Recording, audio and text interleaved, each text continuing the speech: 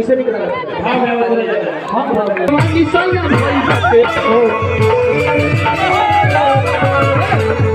जवानी सैया भइल बाटे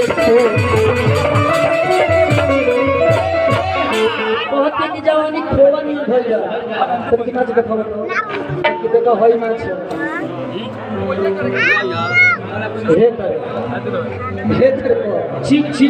सिख जी में मार 2 महीने से रोड चल आवत तो तोरा के नाम बोल ले तोरा के तोरा के ठीक हो बबरे तो चढ़ली जवानी से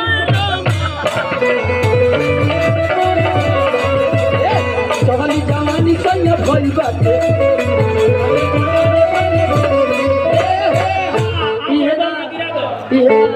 छपरा वाला कैसे नाचेगा छपरा वाला देखो भाई से धर नीचे उठाओ अरे उठाओ ना उठाई दो ओतने हे जे धर ए जे धर हे त लग जा अरे चढ़ल